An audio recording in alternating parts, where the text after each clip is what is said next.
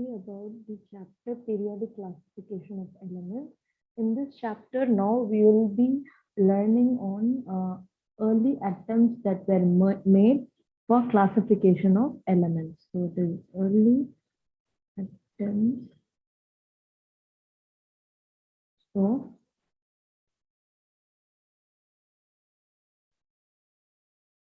classification of elements. Before which, let's first look into the timeline. I'll just put down the timeline, and then in brief, I'll try to explain what was the classification attempts that were made to classify elements. So initially, it was Johann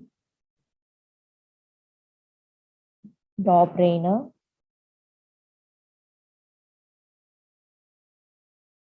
And then it was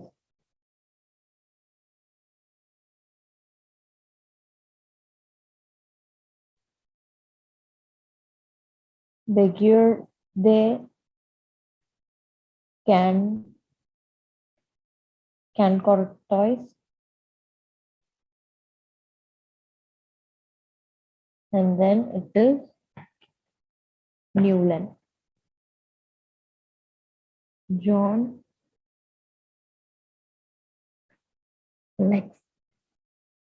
Alexander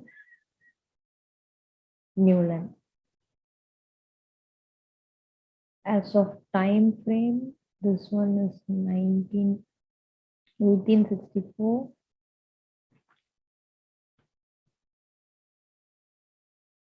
1862 and 1870.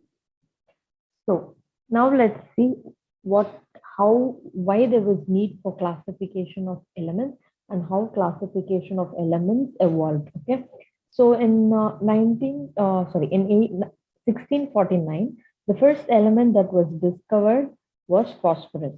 So phosphorus was discovered in 1649, and later, by the time of 1869, there were almost 63 elements which were found.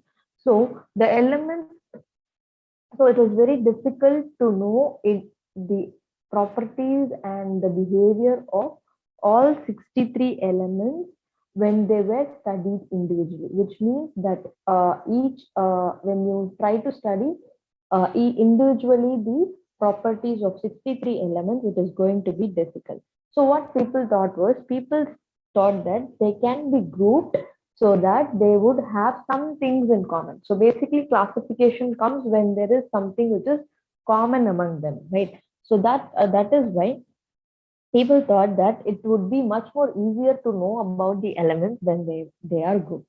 So in 1817, Johann Dobrainer, what he noticed was that when you sum up two elements atomic weight, when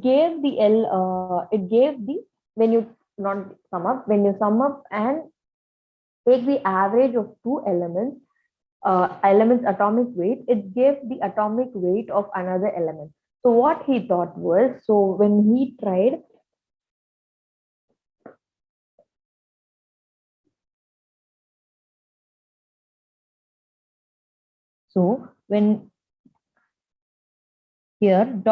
what Dobrainer thought was in 1817, he found that strontium's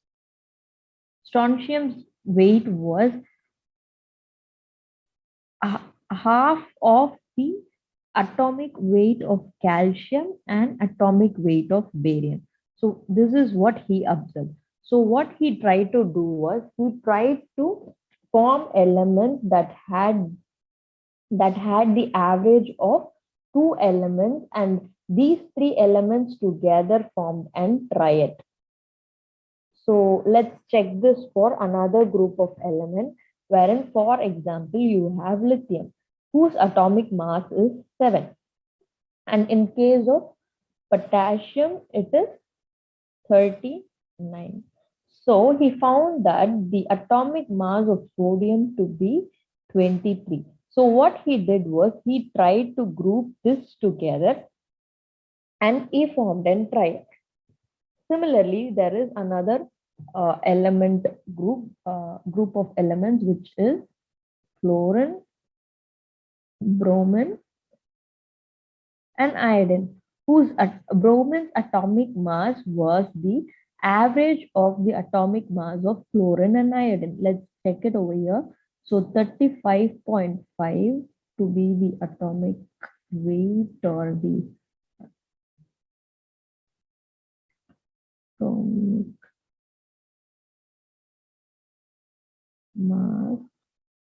So 35.5, 80, and 127. So let's try to solve out this. 7 plus 39 would be 16 plus 146 divided by 2, which is equal to 23. So what he tried to do is he tried to take the average of the first and the third element, which gave the atomic weight of the element which was in between them. So he tried to group them, and these triads had, he said that these triads had similar properties.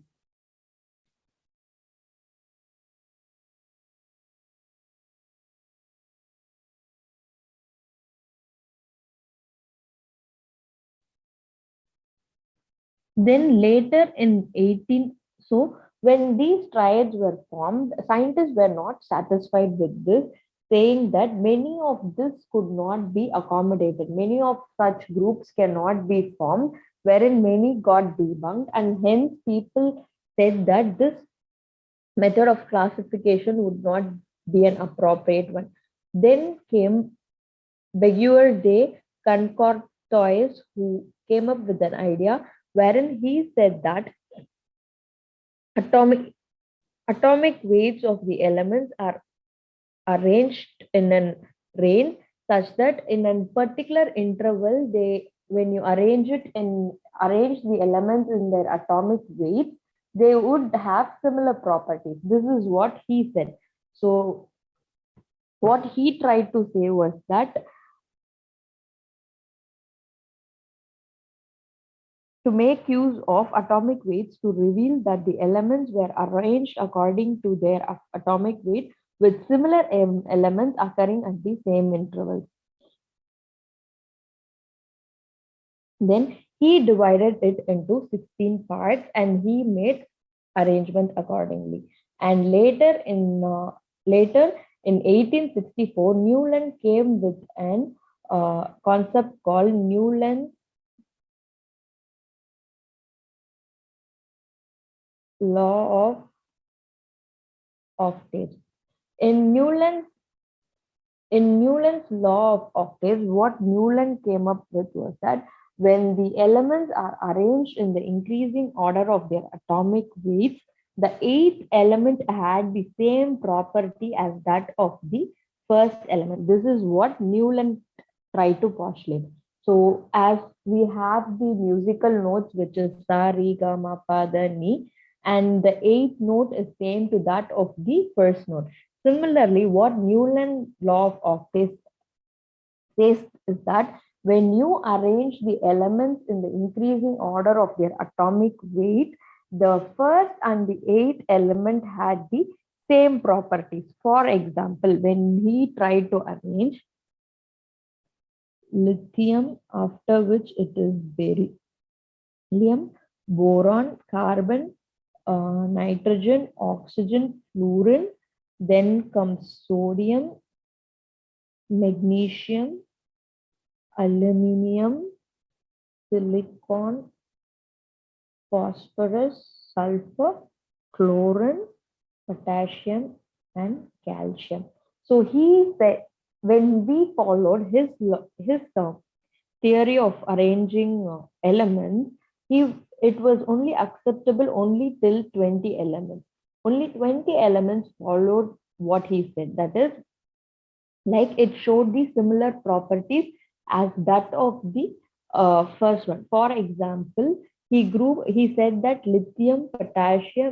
sodium and potassium would have similar properties, and beryllium, magnesium, calcium would have similar properties. And he also said that on arranging on the increasing atomic weight, the atomic weight is being increased in this fashion, and the first and the eighth element had the same property. Similarly, the second and the ninth element would have same properties, but this law was applicable only till 20 elements, and it did not proceed further. So then there were other classification which was there, after which it was Mendeleev's law, that is Mendeleev classified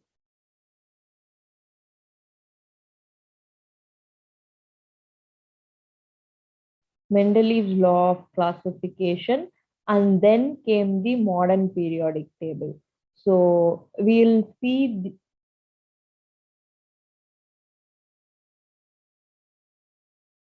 this was postulated by Moseley. So we'll see what was shown in Mendeleev's law of periodic table and how the modern periodic table is being arranged in the upcoming videos.